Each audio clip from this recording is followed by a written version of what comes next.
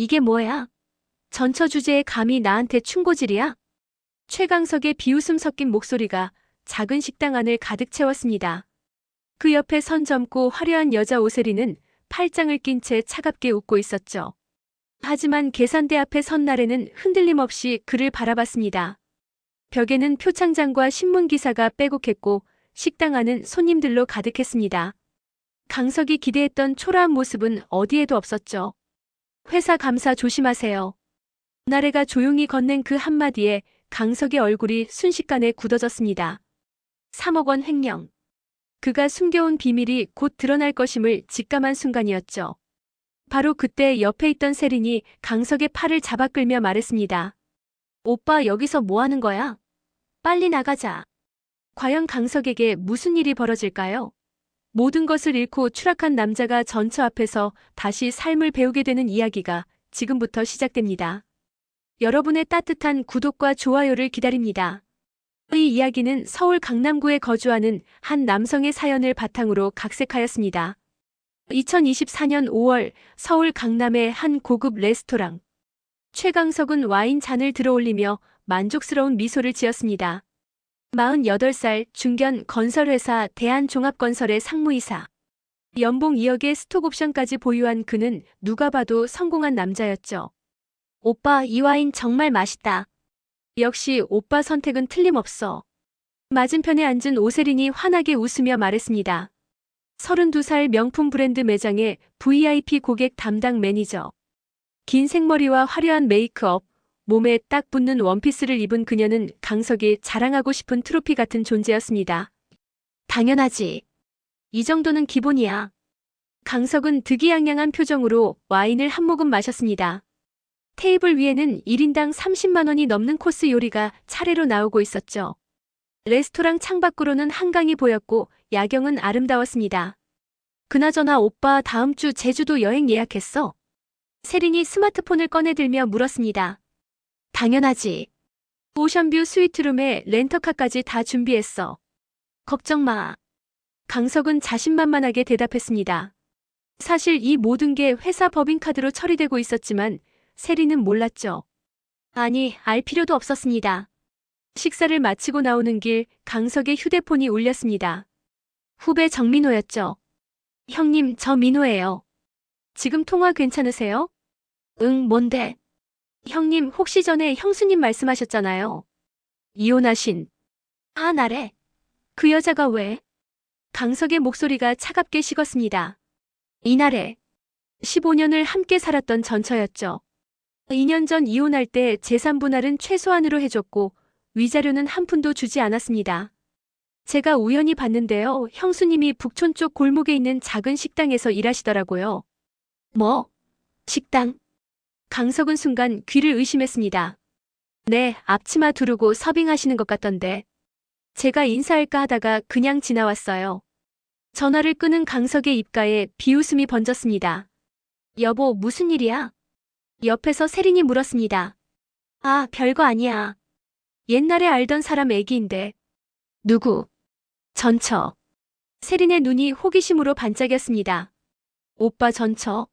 어떤 사람이야? 그냥 평범한 여자였지. 스타일도 없고 매력도 없고. 그래서 헤어진 거야. 강석은 무심하게 대답했습니다. 사실 이날에는 결혼 생활 내내 강석을 내조했던 여자였습니다.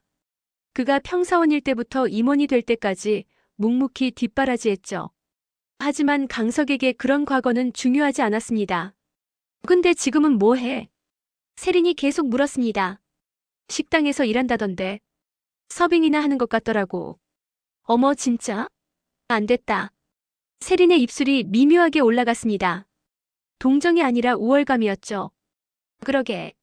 나랑 헤어지더니 결국 저렇게 됐네. 강석도 마찬가지였습니다. 전처가 힘들게 살고 있다는 사실이 묘한 만족감을 주었죠. 오빠, 우리 한번 가볼까? 세린이 장난스럽게 제안했습니다. 뭐? 그 식당. 가서 밥이나 먹어보자. 궁금한데. 강석은 잠시 망설였습니다. 하지만 세린의 제안이 나쁘지 않게 느껴졌죠. 전처가 자신을 보고 어떤 반응을 보일지, 그리고 지금 자신이 얼마나 잘 사는지 보여주고 싶은 마음이 들었습니다. 좋아. 이번 주말에 가보자. 좋아. 나 기대된다. 세린이 손뼉을 치며 웃었습니다. 며칠 후 토요일 오후 강석과 세린은 북촌 한옥마을 근처의 좁은 골목으로 들어섰습니다. 정민호가 알려준 주소를 따라가자 나래의 밥상이라는 소박한 간판이 눈에 들어왔죠. 여기네. 진짜 작네. 세린이 코웃음을 쳤습니다. 식당 문을 열고 들어서는 순간 강석은 예상과 다른 광경에 잠시 멈칫했습니다. 식당은 생각보다 넓었고 손님들로 가득 차 있었죠. 8개의 테이블이 모두 만석이었고 입구 쪽에는 대기 손님까지 있었습니다. 어서 오세요. 잠시만 기다려주세요. 곧 자리 나옵니다. 주방 쪽에서 밝은 목소리가 들려왔습니다. 그리고 앞치마를 두른 여자가 접시를 들고 나왔죠. 이날이었습니다. 강석은 순간 숨이 멎는 듯 했습니다. 2년 전 마지막으로 봤을 때와는 완전히 다른 모습이었죠. 그때는 눈물로 범벅이 된 초라한 여자였는데 지금은 깔끔한 흰 셔츠에 검은색 앞치마를 두르고 자신감 넘치는 표정으로 손님들을 응대하고 있었습니다. 나래가 강석을 발견했습니다. 잠깐 눈이 마주쳤지만 그녀는 놀라는 기색 없이 미소를 지었죠. 어서 오세요. 두 분이세요? 목소리는 차분했고 표정은 담담했습니다. 아, 응. 강석이 어색하게 대답했습니다. 저쪽 창가 자리 곧 나올 거예요. 잠시만 기다려주세요. 나래는 그들을 안내한 뒤 다시 주방으로 들어갔습니다. 마치 처음 보는 손님을 대하듯 자연스러웠죠. 강석은 어리둥절했습니다. 분명 자신을 알아봤을 텐데 왜 아무런 반응이 없는 걸까요? 회장님, 그건 오해입니다. 제가 설명을. 오해? 자네 지금 날 바보로 아나? 백 회장이 책상을 쾅 내리쳤습니다. 강석은 움찔했죠. 한진회계법인에서 사전조사를 나왔어. 자네 명의로 처리된 모든 거래 내역을 검토했는데 의심스러운 게 한두 가지가 아니더군. 회장님, 제가 정말. 입 닥쳐. 백 회장의 고함에 강석은 말을 멈췄습니다. 일주일 안에 모든 증빙 서류를 제출하게. 만약 문제가 있으면 자네 스스로 책임지는 거야. 알겠나? 네. 네, 회장님. 강석은 비틀거리며 회장실을 나왔습니다. 복도를 걷는 내내 다리가 후들거렸죠.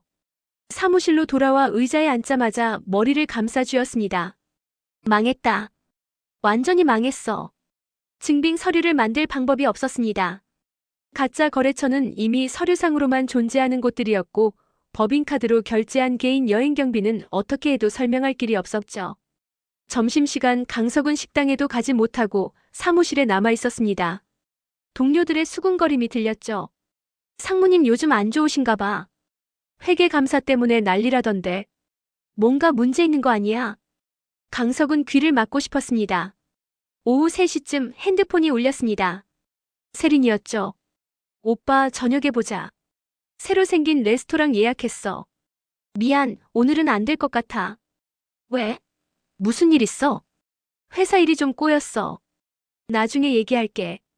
전화를 끊고 나서 강석은 창밖을 바라봤습니다. 빌딩 숲 사이로 보이는 하늘은 잔뜩 흐려 있었죠. 그날 저녁 강석은 회사에서 밤을 샜습니다. 지난 2년간의 모든 거래 내역을 뒤지며 어떻게든 변명거리를 찾으려 했지만 소용없었습니다. 숫자는 거짓말을 하지 않았죠. 다음 날 아침 눈이 충혈된 채로 회장실에 다시 불려갔습니다. 증빙 서류는? 회장님, 죄송합니다. 제가. 됐네. 더 이상 들을 필요 없어. 백 회장이 다른 서류를 꺼내 던졌습니다. 한진회계법인에서 어제 중간 보고서를 보내왔어.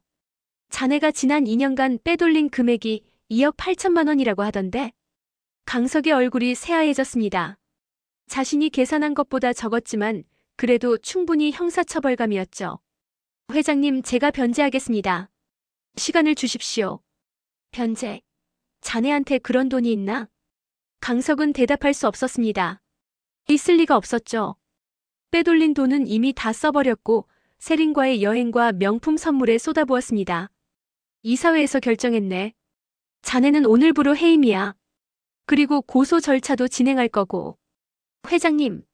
강석이 무릎을 꿇으려는 순간 백 회장이 손을 들어 막았습니다. 제발 꼴 보기 싫으니까 썩 나가게. 인사팀에서 퇴직금 정산할 거야. 물론 횡령액은 전액 배상받을 거고. 강석은 비틀거리며 회장실을 나왔습니다. 복도를 지나는 동안 동료들의 시선이 따가웠죠. 모두가 이미 알고 있었습니다. 사무실로 돌아와 짐을 쌀 때 정민호가 조심스럽게 다가왔습니다. 형님, 괜찮으세요? 민호야. 네, 형님. 나래한테 전해줘. 고맙다고. 네. 정민호는 무슨 뜻인지 이해하지 못했지만 강석은 더 이상 말하지 않았습니다. 회사를 나서는 길 강석은 핸드폰을 꺼내 세린에게 전화를 걸었습니다. 오빠, 왜? 세린아, 미안한데. 우리 잠깐 만날 수 있을까? 나 지금 매장에서 일하는데. 중요한 얘기가 있어. 얼마나 중요한데? 오빠, 나 진짜 바빠. 세린의 목소리에는 짜증이 묻어났습니다. 내가 회사에서 잘렸어. 전화기 너머로 잠시 침묵이 흘렀습니다. 뭐라고? 횡령 혐의로 해임됐어. 고소당할 것 같아. 잠깐, 오빠 지금 장난해? 장난 아니야. 진짜야. 다시 침묵이 흘렀습니다. 이번에는 더 길었죠. 세린아?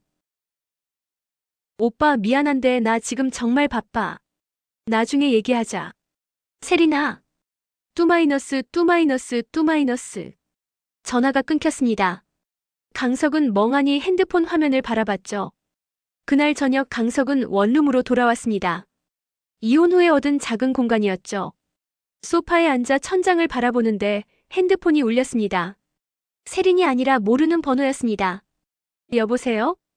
최강석 씨 맞으십니까? 네, 그런데요. 저는 서울중앙지검 수사관입니다. 업무상 횡령 혐의로 조사가 필요하니 내일 오전 10시까지 출석해 주시기 바랍니다. 강석의 손에서 핸드폰이 떨어질 뻔했습니다. 네, 알겠습니다. 전화를 끊고 나서 강석은 고개를 떨궜습니다. 눈물이 날 것 같았지만 나오지 않았죠. 그저 허무했습니다. 다음 날 아침 강석은 지하철을 타고 서울중앙지검으로 향했습니다. 예전에는 늘 차를 몰고 다녔지만 지금은 그럴 여유가 없었죠. 차는 이미 팔아야 할 처지였습니다. 조사실에 앉아 수사관의 질문에 답하는 동안 강석은 자신의 인생이 완전히 무너지고 있음을 실감했습니다. 최강석 씨, 협조해 주셔서 감사합니다. 추가 조사가 필요하면 다시 연락드리겠습니다. 조사를 마치고 나오는 길 강석은 다시 핸드폰을 꺼냈습니다. 세린에게 몇 번이나 전화를 걸었지만 받지 않았죠. 문자도 읽심만 당했습니다. 끝났구나. 강석은 무릎에 힘이 풀렸습니다. 지검 앞 계단에 주저앉아 머리를 감싸쥐었죠. 그때였습니다. 누군가 옆에 서서 말했습니다. 강석 씨. 고개를 들어보니 나래가 서 있었습니다. 손에는 보온 도시락이 들려 있었죠. 나래 씨. 식사하셨어요?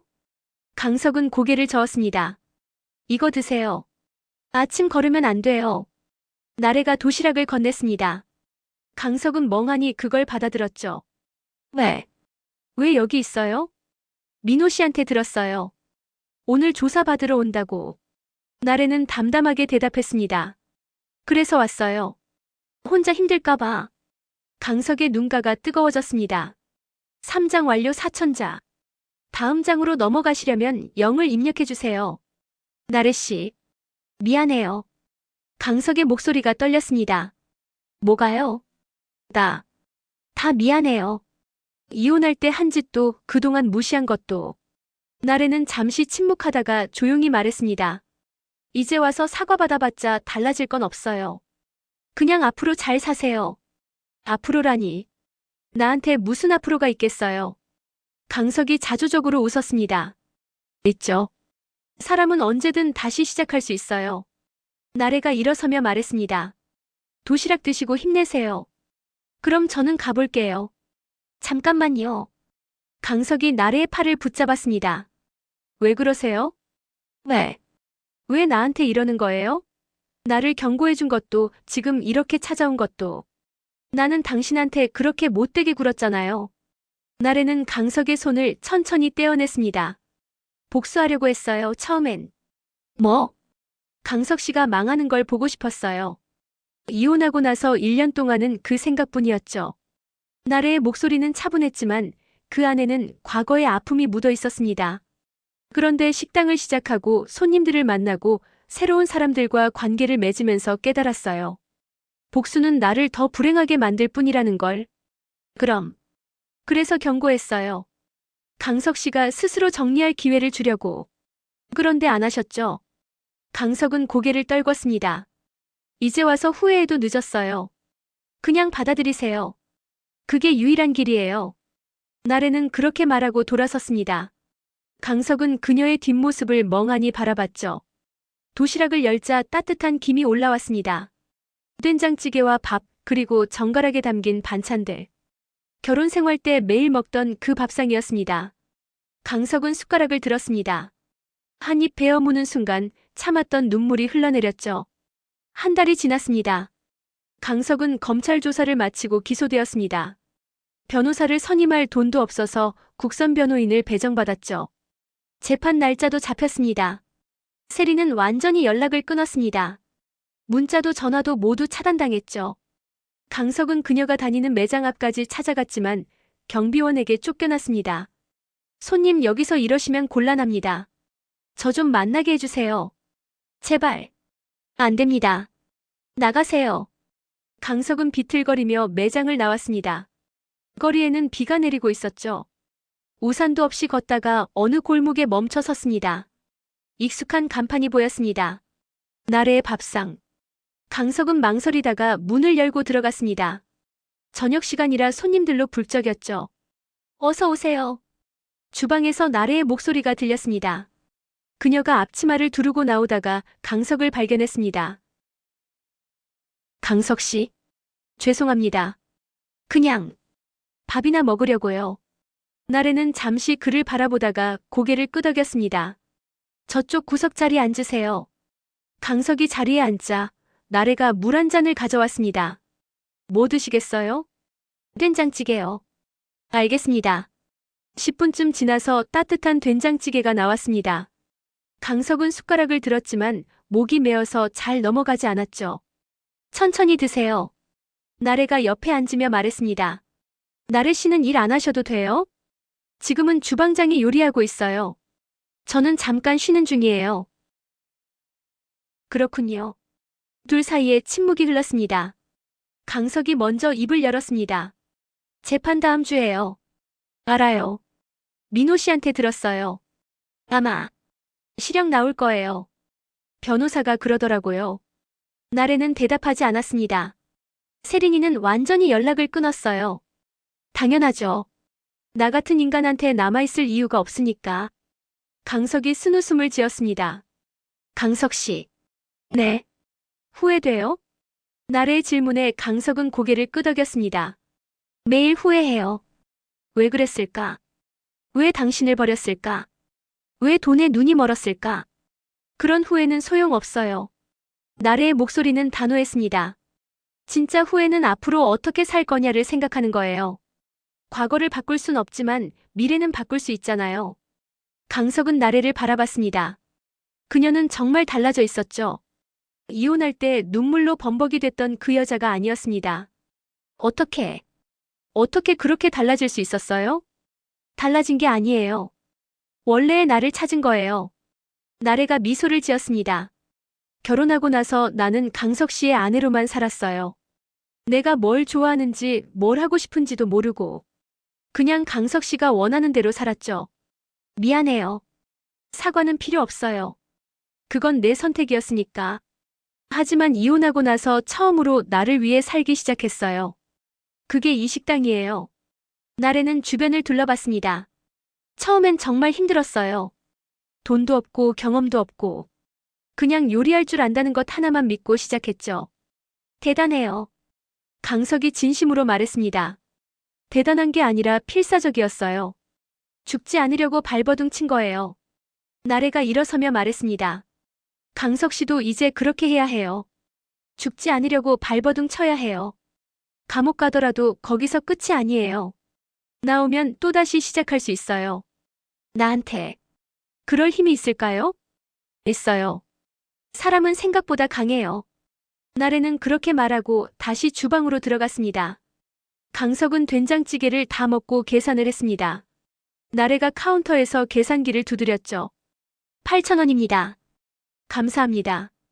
강석이 카드를 내밀자 나래가 조용히 말했습니다.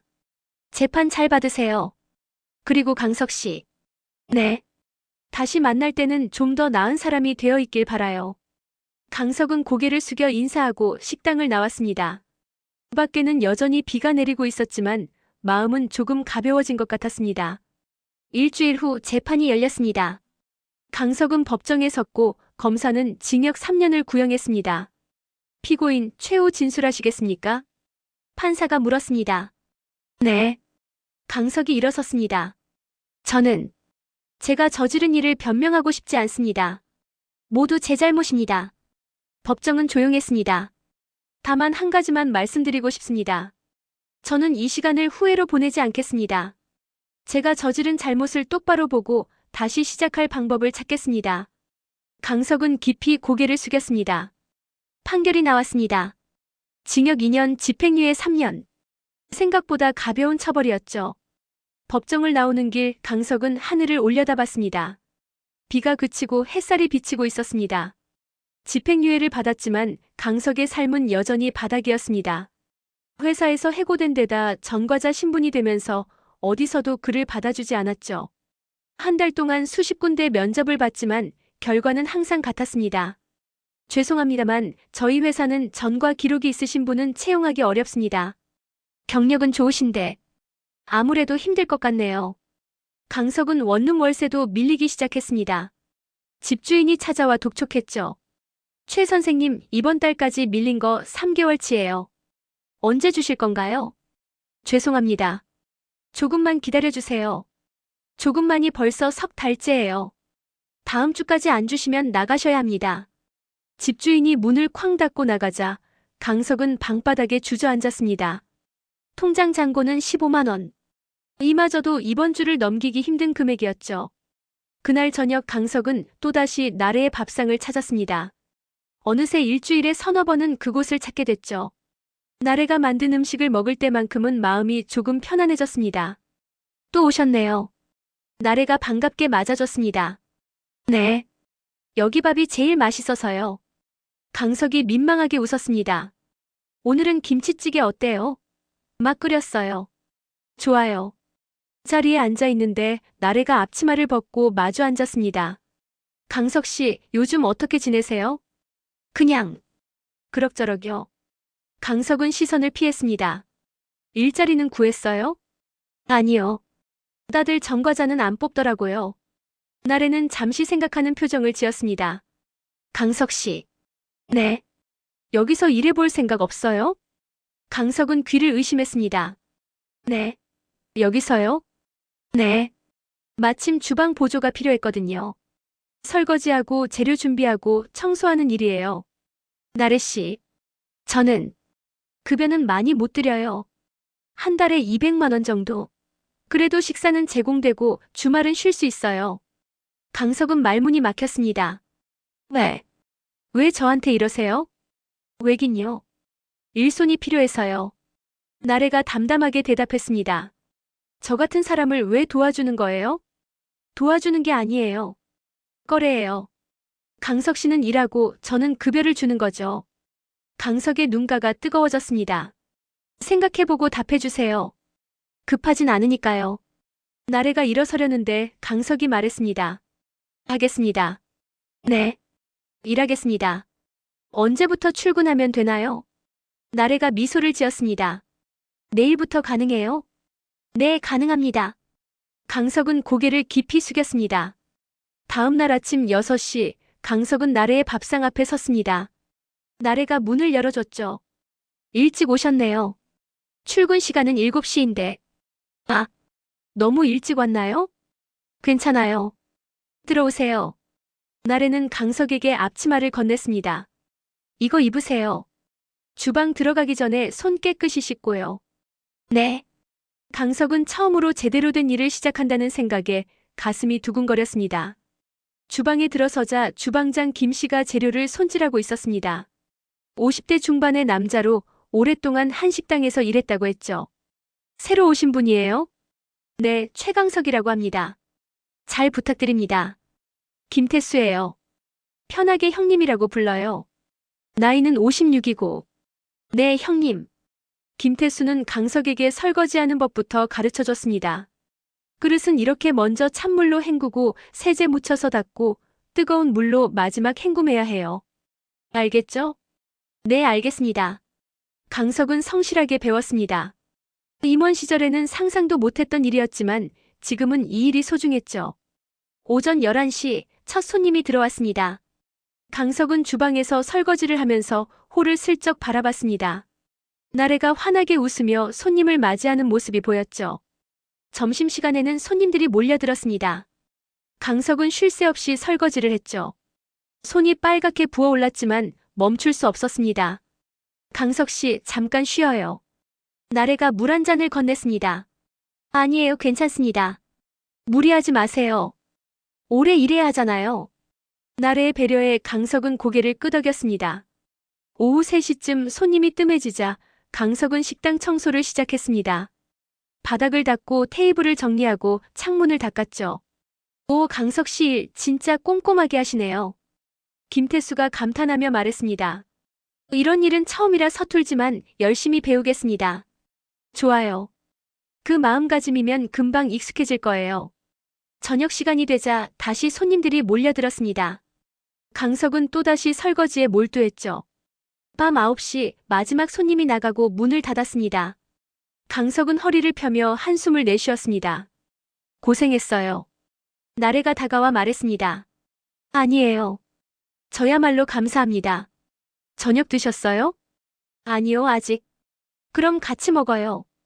김 형님도 오세요. 셋은 주방 한쪽에 마련된 작은 테이블에 둘러앉았습니다. 나래가 남은 반찬과 밥을 차려냈죠. 오늘 첫날인데 어땠어요? 힘들었지만 오랜만에 제대로 된 일을 한 것 같아요. 강석이 솔직하게 대답했습니다. 임원하시다가 설거지하려니 힘드셨을 텐데. 김태수가 말했습니다. 아니요. 오히려 마음이 편합니다. 제대로 된 일을 하고 제대로 된 돈을 받으니까요. 나래가 미소를 지었습니다. 그 마음가짐 잃지 마세요. 앞으로도 쭉이요. 네, 명심하겠습니다. 밥을 먹고 나서 강석은 집으로 돌아갔습니다. 몸은 피곤했지만 마음은 이상하게 가벼웠죠. 원룸에 도착해서 침대에 누웠습니다. 천장을 바라보며 생각했습니다. 이게 진짜 일하는 거구나. 예전에는 회사에서 서류만 보고 회의만 했습니다. 실제로 땀 흘려 일한 적이 없었죠. 하지만 오늘은 달랐습니다. 손에 물집이 잡히고 허리가 아팠지만 그게 오히려 뿌듯했습니다. 한 달이 지났습니다. 강석은 매일 아침 6시 반에 식당에 도착해서 밤 9시에 퇴근했습니다. 설거지와 청소는 이제 익숙해졌고 간단한 재료 손질도 배웠죠. 강석 씨, 요즘 부쩍 익숙해지셨네요. 김태수가 칭찬했습니다. 형님이 잘 가르쳐 주셔서요. 아니에요. 강석 씨가 성실해서 그래요. 어느 날 저녁 나래가 강석을 불렀습니다. 강석 씨, 주방 일도 배워볼래요? 네. 요리요? 간단한 것부터요. 김 형님한테 배우면서 천천히. 강석은 놀랐지만 기뻤습니다. 정말이요? 제가 할 수 있을까요? 할 수 있어요. 강석 씨 성실하잖아요.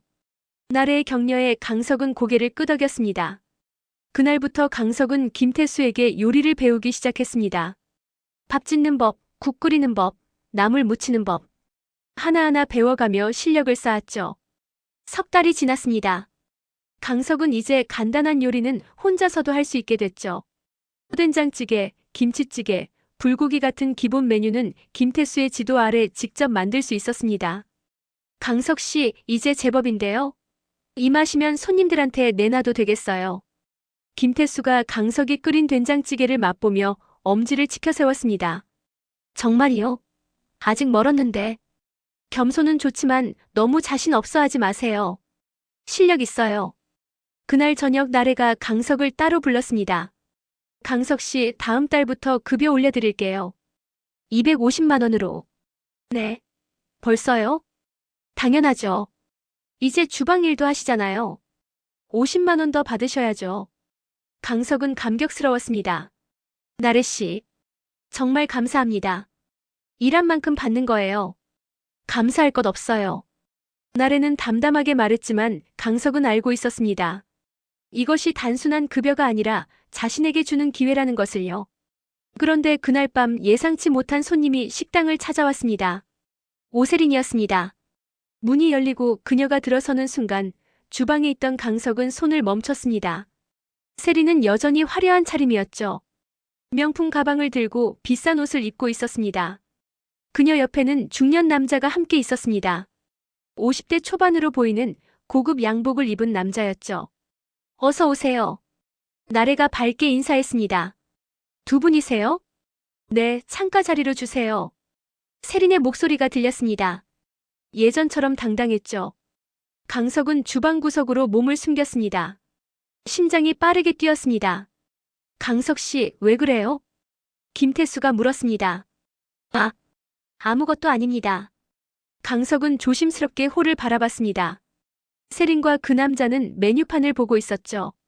된장찌개 정식 2개 주세요. 세린이 주문했습니다. 나래가 주방으로 들어와 주문을 전달했습니다. 된장찌개 2개요. 네, 알겠습니다. 김태수가 대답했지만 강석은 움직이지 못했습니다. 강석 씨? 나래가 강석을 바라봤습니다. 그녀는 강석의 표정을 보고 무언가 눈치챈 듯 했죠. 혹시 아는 사람이에요? 강석은 고개를 끄덕였습니다. 세린이에요. 제 여자친구. 나래는 잠시 침묵하다가 조용히 말했습니다. 괜찮아요. 주방에만 계세요. 제가 서빙할게요. 죄송합니다. 괜찮아요. 누구나 마주치고 싶지 않은 사람은 있으니까요. 나래는 그렇게 말하고 주방을 나갔습니다. 강석은 구석에 서서 몰래 홀을 바라봤습니다. 세린은 그 남자와 즐겁게 대화하고 있었죠. 자기야, 여기 진짜 맛있다며? 맛집 찾는 안목은 역시 최고야. 세린의 목소리가 들렸습니다. 그럼 내가 추천하는 곳은 다 괜찮지. 남자가 자랑스럽게 대답했습니다. 강석은 가슴이 답답했습니다. 불과 몇 달 전까지만 해도 자신과 함께 있던 여자가 이제는 다른 남자와 다정하게 웃고 있었죠. 나래가 된장찌개를 가져다 줬습니다. 맛있게 드세요. 감사합니다. 세린이 대답했지만 나래를 제대로 쳐다보지도 않았습니다. 식사를 마치고 계산하러 나온 것은 그 남자였습니다. 얼마예요? 28,000원입니다.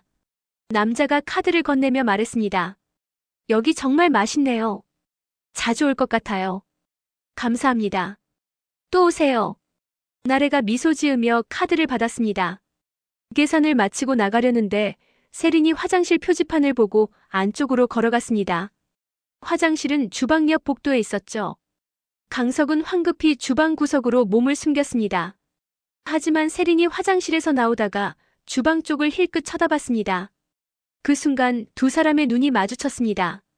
세린의 눈이 크게 떠졌습니다. 강석 오빠. 강석은 대답할 수 없었습니다. 여기서 뭐 하는 거예요? 세린이 주방 입구로 다가왔습니다. 일하고 있어. 여기서? 세린의 목소리에는 믿을 수 없다는 투가 묻어났습니다. 설마 요리사로? 그래. 강석이 고개를 끄덕이자 세린은 황당하다는 표정을 지었습니다. 세린아, 뭐해? 빨리 나와. 밖에서 남자의 목소리가 들렸습니다. 아, 네. 지금 가요.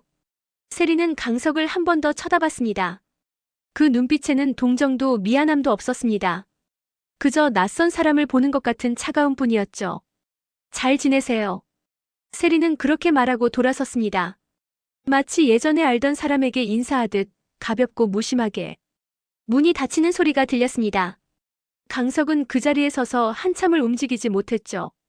강석 씨. 나래가 다가왔습니다. 괜찮아요? 네. 괜찮습니다. 강석은 거짓말을 했습니다. 괜찮지 않았죠. 가슴이 찢어질 것 같았습니다. 가서 좀 쉬세요. 오늘은 일찍 들어가도 돼요. 아니에요. 괜찮습니다. 강석은 고개를 저었습니다. 설거지 아직 안 끝났어요. 끝내고 갈게요. 강석 씨. 정말 괜찮아요. 이제 익숙해요. 강석은 씁쓸하게 웃으며 설거지를 시작했습니다. 찬물에 손을 담그는 순간 마음도 차갑게 식는 것 같았죠. 그날 밤 강석은 원룸으로 돌아와 침대에 누웠습니다. 천장을 바라보며 생각했습니다. 나는 정말 바보였구나. 세리는 자신을 사랑한 적이 없었습니다. 그저 잘나가는 임원이었을 때의 강석을 좋아했을 뿐이었죠. 돈과 지위가 사라지자 그녀도 함께 사라졌습니다. 반면 나래는 달랐습니다. 자신이 바닥까지 떨어졌을 때 손을 내밀어준 사람. 아무런 대가도 바라지 않고 기회를 준 사람. 강석은 눈을 감았습니다. 후회가 밀려왔지만 이제는 과거를 붙잡고 있을 수 없었습니다. 앞으로만 보자. 나래 씨 말처럼 과거는 바꿀 수 없어. 미래만 바꿀 수 있어. 다음 날 아침 강석은 평소보다 더 일찍 식당에 도착했습니다. 강석 씨, 왜 이렇게 일찍 왔어요? 나래가 놀라며 물었습니다. 오늘부터 더 열심히 하려고요. 무슨 일 있었어요? 아니요. 그냥 제대로 살아야겠다는 생각이 들어서요.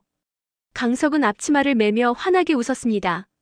나래도 따라 웃었습니다. 좋아요. 그럼 오늘은 김치찌개 만드는 법 제대로 배워볼까요? 네. 강석은 주방으로 들어가 김태수와 함께 요리를 시작했습니다. 어제의 슬픔은 잊고 오늘의 일에 집중했죠. 석 달이 더 지났습니다. 강석은 이제 웬만한 메뉴는 혼자서도 만들 수 있게 됐습니다. 손님들도 강석이 만든 요리를 좋아했죠. 오늘 된장찌개 진짜 맛있어요. 김치찌개도 예술이에요. 손님들의 칭찬이 들릴 때마다 강석은 뿌듯했습니다. 어느 날 김태수가 나래를 불렀습니다. 사장님, 제가 다음 달에 고향으로 내려가려고요. 네. 갑자기요? 어머니가 많이 편찮으셔서요.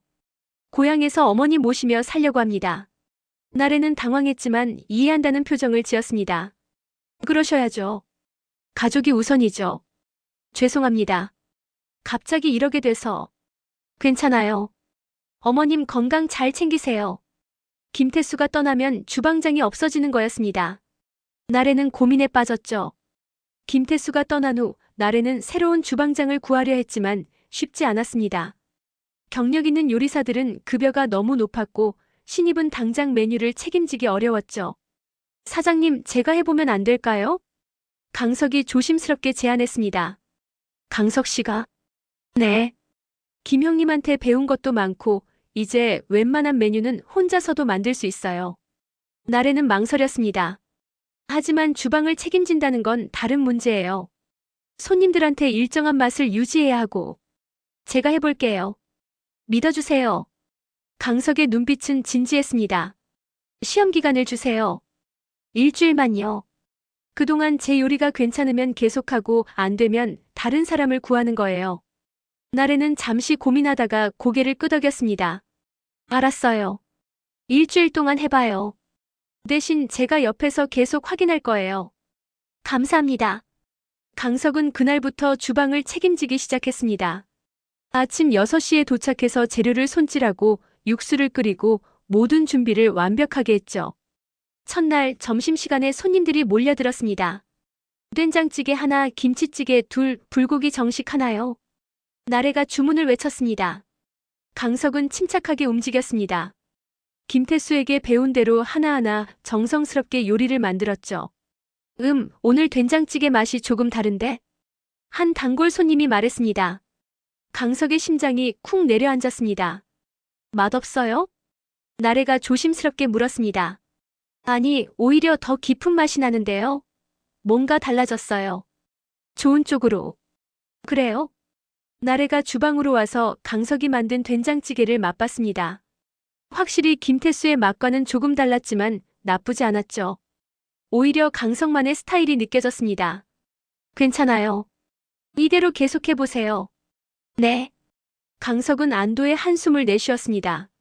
일주일이 지났습니다. 손님들의 반응은 좋았습니다.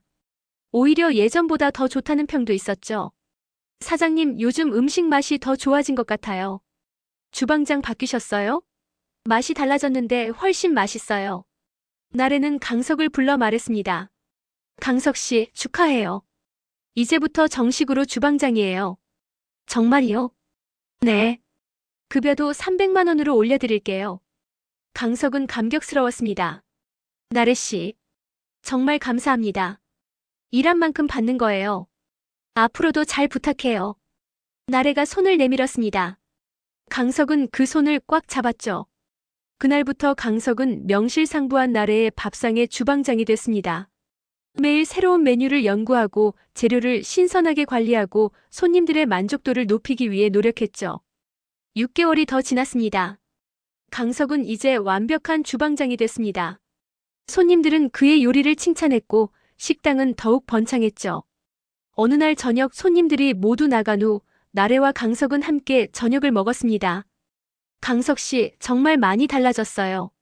나래가 미소 지으며 말했습니다. 저도 그렇게 느껴요. 예전에 나는 진짜 한심했던 것 같아요. 과거는 과거예요. 중요한 건 지금이죠. 나래 씨 덕분이에요. 나래 씨가 기회를 안 줬으면 저는 지금도 방황하고 있었을 거예요. 나래는 고개를 저었습니다. 아니에요. 강석 씨 스스로 노력한 거예요. 저는 그냥 기회를 준 것뿐이에요. 그래도 정말 감사해요. 강석은 진심으로 말했습니다. 그때 식당 문이 열렸습니다. 영업시간이 끝났는데도 손님이 들어온 거였죠. 고개를 들어보니 오세린이었습니다. 혼자였습니다. 죄송한데요, 영업 끝났어요. 나래가 일어서며 말했습니다. 알아요. 그냥 강석 오빠 좀 만나고 싶어서요. 세린의 목소리는 예전과 달랐습니다. 자신감이 사라지고 조심스러워 보였죠. 강석은 자리에서 일어났습니다. 무슨 일이야? 오빠, 우리 얘기 좀 할 수 있을까요? 세린이 강석을 바라봤습니다. 그녀의 눈가에는 다크서클이 짙었고 얼굴은 수척해 보였죠. 강석은 나래를 쳐다봤습니다. 나래 씨, 잠깐 나갔다 와도 될까요? 그러세요. 천천히 얘기하고 오세요. 나래가 고개를 끄덕였습니다. 강석과 세린은 식당 밖 벤치에 앉았습니다. 무슨 일인데? 강석이 먼저 물었습니다. 오빠, 저 완전히 망했어요. 세린의 목소리가 떨렸습니다. 뭐? 그 남자 사기꾼이었어요. 제 돈 다 빼돌리고 도망갔어요. 회사도 잘렸어요. 그 남자가 제 명의로 대출까지 받아놔서 저 지금 빚쟁이에요. 세린이 고개를 떨궜습니다. 그래서 나한테 온 거야? 돈 빌려달라고? 강석의 목소리는 차가웠습니다. 아니에요. 그런 게 아니라. 세린이 고개를 들었습니다. 눈에는 눈물이 고여 있었죠. 그냥 미안하다고 말하고 싶었어요. 오빠한테 너무 못되게 굴었잖아요. 오빠가 힘들 때 외면했고 이제 와서 미안하다고. 강석은 쓴웃음을 지었습니다. 너무 늦었어, 세린아. 나는 이미 너를 잊었어. 오빠, 너는 내가 임원이었을 때만 좋아했잖아. 돈과 지위가 사라지니까 나도 버렸고. 그게 내 선택이었어. 강석은 일어섰습니다. 이제 각자 살아가자. 나는 내 인생을, 너는 내 인생을. 오빠, 제발. 세린이 강석의 팔을 붙잡았습니다. 다시 시작할 수 없을까요? 제가 잘못했어요. 정말 후회해요. 강석은 세린의 손을 떼어냈습니다. 세린아, 나도 너를 원망하지 않아. 그냥 내 선택이었을 뿐이니까. 하지만 다시 시작할 수는 없어. 나는 이제 다른 사람이 됐거든. 오빠, 힘내. 너도 할 수 있어. 나처럼 바닥부터 다시 시작하면 돼. 강석은 그렇게 말하고 식당으로 돌아갔습니다. 뒤돌아보지 않았습니다. 식당 안으로 들어서자 나래가 설거지를 하고 있었습니다. 다녀왔어요. 네. 괜찮으세요? 네, 괜찮아요. 강석은 정말로 괜찮았습니다. 가슴이 아프지 않았죠. 이미 세린은 과거의 사람이었습니다. 나래 씨. 네. 저 앞으로도 계속 여기서 일해도 될까요? 나래가 웃었습니다. 당연하죠. 강석 씨는 이제 우리 식당의 핵심이에요. 감사합니다. 강석도 따라 웃었습니다. 그날 밤 강석은 원룸으로 돌아가며 생각했습니다. 나는 정말 새로운 사람이 됐구나. 예전에 최강석은 죽었습니다. 오만했고 욕심 많았고 사람을 무시했던 그 사람은 이제 없었죠. 지금의 최강석은 겸손했고 성실했고 사람을 소중히 여겼습니다. 그리고 그건 모두 나래 덕분이었습니다. 1년이 지났습니다. 강석은 이제 완전히 다른 사람이 됐습니다. 나래의 밥상은 북촌에서 가장 유명한 맛집이 됐고 예약 없이는 자리를 잡기 힘들 정도였죠. 사장님, 오늘도 예약 꽉 찼어요. 새로 들어온 홀 직원 수진이 말했습니다. 그래요? 그럼 준비 철저히 해야겠네요. 나래가 웃으며 대답했습니다. 강석은 주방에서 재료를 손질하고 있었습니다. 이제는 메뉴 개발까지 담당하면서 식당의 핵심 인물이 됐죠. 강석 씨, 오늘 새로운 메뉴 내보는 거 맞죠? 네, 사장님. 낙지볶음인데 손님들 반응 보고 정식 메뉴에 추가할까 해요. 좋아요. 기대되네요. 점심시간이 되자 손님들이 몰려들었습니다. 예약한 손님들뿐 아니라 현장 대기 손님들까지 있었죠. 그때 익숙한 얼굴이 식당 문을 열고 들어왔습니다. 정민호였습니다. 그리고 그의 옆에는 아내가 함께 있었죠. 어서 오세요. 수진이 반갑게 맞았습니다. 예약했어요. 정민호요. 아, 네. 창가 자리로 안내해 드릴게요. 민호 부부가 자리에 앉자 나래가 메뉴판을 가져다 줬습니다. 오랜만이에요, 민호 씨. 아, 사장님. 오랜만이에요. 민호는 반갑게 인사했습니다. 오늘은 무엇 드시겠어요? 저희 오늘 특별한 날이거든요. 결혼 기념일이에요. 추천해 주시겠어요? 그럼 된장찌개 정식이랑 새로 나온 낙지볶음 어때요? 우리 주방장이 특별히 만든 거예요. 좋아요. 그걸로 주세요. 나래가 주방으로 들어와 주문을 전달했습니다. 강석 씨, 민호 씨 왔어요. 낙지볶음이랑 된장찌개 정식 하나요. 네, 알겠습니다. 강석은 특별히 정성을 들여 요리를 만들었습니다. 민호는 자신이 가장 힘들 때 소식을 전해줬던 사람이었죠. 음식이 나가고 잠시 후 민호가 주방 쪽으로 고개를 돌렸습니다. 사장님, 주방장님 좀 뵐 수 있을까요? 인사드리고 싶어서요. 물론이죠. 잠깐만요. 나래가 주방으로 들어와 강석을 불렀습니다. 강석 씨, 민호 씨가 주방장님 뵙고 싶대요. 강석은 앞치마를 벗고 홀로 나갔습니다. 민호와 눈이 마주쳤습니다. 형님? 민호의 눈이 커졌습니다. 오랜만이야, 민호야. 강석이 담담하게 웃었습니다. 형님이 여기서 일하셨어요? 응. 1년 좀 넘었어. 민호는 믿을 수 없다는 표정이었습니다. 형님. 대체. 천천히 얘기해. 식사부터 마저 해. 강석이 앉으며 말했습니다. 형님, 저는 정말 몰랐어요. 형님이 여기서. 괜찮아. 내가 숨긴 거니까. 부끄러웠거든. 부끄러울 게 뭐가 있어요. 형님은 정말 대단하세요. 민호가 진심으로 말했습니다. 요리 정말 맛있어요. 이게 형님이 만든 거예요? 응. 어때? 최고예요. 진짜 프로 주방장 못지않은데요. 강석은 민호의 칭찬에 뿌듯해했습니다. 그나저나 형님, 요즘 어떻게 지내세요? 보다시피 잘 지내. 너는? 저도 잘 지내요. 작년에 과장으로 승진했어요. 축하해. 감사합니다, 형님. 민호는 잠시 망설이다가 조심스럽게 물었습니다. 형님, 후회 안 하세요? 뭐? 예전 생활이요. 임원이고 돈도 많이 벌고. 강석은 고개를 저었습니다. 전혀. 오히려 지금이 훨씬 행복해. 정말이요? 응. 예전엔 돈은 많았지만 마음은 가난했어. 사람을 무시하고 오만했고 진짜 소중한 게 뭔지 몰랐지. 하지만 지금은 달라. 비록 돈은 적지만 마음은 풍요로워. 강석의 목소리에는 진심이 담겨 있었습니다. 형님, 정말 멋있어요. 민호가 감동한 표정으로 말했습니다. 나도 형님처럼 살고 싶어요. 너는 이미 잘 살고 있어. 사랑하는 사람이랑 결혼 기념일 챙기고 행복해 하잖아.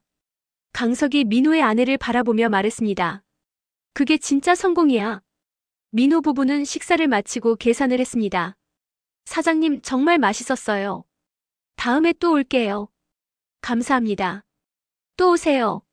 민호가 나가기 전에 강석에게 다가왔습니다. 형님, 연락처 좀 주세요. 가끔 연락하고 지내요. 그래, 좋아. 두 사람은 번호를 교환했습니다. 형님, 진짜 존경합니다. 앞으로도 계속 응원할게요. 고마워, 민호야. 민호 부부가 나간 후 나래가 강석에게 다가왔습니다. 친한 친구였어요? 응. 예전 회사 후배였어. 유일하게 나를 도와줬던 사람이야. 좋은 사람이네요. 그렇지. 강석은 미소를 지었습니다. 저녁 시간이 되자 또 한 명의 손님이 들어왔습니다. 오세린이었습니다. 하지만 이번에는 달랐습니다. 화려한 옷 대신 수수한 정장을 입고 명품 가방 대신 평범한 가방을 들고 있었죠. 어서 오세요. 수진이 맞았습니다. 한 명이에요? 네. 세리는 구석자리에 앉았습니다. 메뉴판을 보다가 된장찌개 정식을 주문했죠. 주방에서 강석은 세린이 온 것을 알아챘습니다. 하지만 이제는 마음이 흔들리지 않았죠. 음식을 만들어 나래가 가져다 줬습니다. 맛있게 드세요. 감사합니다. 세리는 조용히 식사를 했습니다. 된장찌개를 한 숟가락 떠먹는 순간 눈물이 주르르 흘러내렸죠. 수진이 놀라며 다가왔습니다. 손님 괜찮으세요? 아, 네, 괜찮아요. 그냥 너무 맛있어서요. 세리는 눈물을 닦으며 말했습니다. 식사를 마치고 계산대로 나온 세리는 나래에게 조심스럽게 물었습니다. 저기, 주방장님 계세요? 네, 계세요. 왜요? 잠깐, 뵐 수 있을까요? 나래는 주방으로 가서 강석을 불렀습니다. 강석이 홀로 나오자 세리는 고개를 숙였습니다. 오빠, 오늘 음식 정말 맛있었어요. 고마워. 오빠 이제 제대로 살려고 해요. 작은 회사지만 취직했어요. 빚도 조금씩 갚고 있고요. 잘 됐네. 힘내. 강석의 목소리는 담담했습니다. 오빠는 행복해 보여요. 세린이 조용히 말했습니다. 응. 나는 행복해. 다행이에요. 정말. 다행이에요. 세린은 그렇게 말하고 식당을 나갔습니다. 이번에는 돌아보지 않았죠. 강석은 창밖으로 그녀의 뒷모습을 바라봤습니다. 예전 같았으면 가슴이 아팠을 텐데 지금은 그저 담담했습니다. 강석 씨. 나래가 옆에 섰습니다. 괜찮아요? 네. 정말 괜찮아요. 강석은 진심으로 대답했습니다. 나래 씨, 저 정말 감사해요. 나래 씨가 아니었으면 저는 지금도 방황하고 있었을 거예요. 아니에요. 강석 씨가 스스로 일어선 거예요. 그래도 기회를 준 건 나래 씨잖아요. 강석이 나래를 바라봤습니다. 나래 씨, 앞으로도 계속 여기서 일하고 싶어요. 평생요. 나래는 미소를 지었습니다. 그럼 평생 함께 일해요. 우리. 네. 그날 밤 모든 손님이 나간 후 강석과 나래는 함께 식당을 정리했습니다. 나래 씨. 네. 제가 진짜 인생을 배운 것 같아요. 겸손하게 사는 법, 성실하게 일하는 법, 사람을 소중히 여기는 법. 강석 씨도 저한테 많은 걸 가르쳐 줬어요. 제가요? 네. 사람은 변할 수 있다는 것. 누구나 다시 시작할 수 있다는 것. 나래가 강석의 어깨를 토닥였습니다. 우리 앞으로도 잘해봐요. 함께. 네, 함께요. 강석은 환하게 웃었습니다. 문을 잠그고 나오는 길, 강석은 하늘을 올려다봤습니다. 별이 총총히 빛나고 있었죠. 이제야 진짜 인생이 시작됐다. 예전에 최강석은 죽었습니다. 오만하고 욕심 많고 사람을 무시했던 그 남자는 이제 없었죠. 지금의 최강석은 겸손하고 성실하고 감사할 줄 아는 사람이었습니다. 그리고 그건 모두 한 사람 덕분이었습니다. 자신이 버렸지만 오히려 자신을 구해준 사람. 이날에 강석은 식당 간판을 한 번 더 쳐다봤습니다. 나래의 밥상. 이곳은 단순한 식당이 아니었습니다. 강석에게는 새로운 인생을 배운 학교였고 진짜 행복을 찾은 곳이었죠. 강석 씨, 빨리 와요. 오늘 맥주나 한잔해요. 나래가 앞서 걸으며 손짓했습니다. 네, 지금 갑니다. 강석은 가벼운 발걸음으로 나래를 따라갔습니다. 밤하늘의 별처럼 그의 미래도 밝게 빛나고 있었습니다.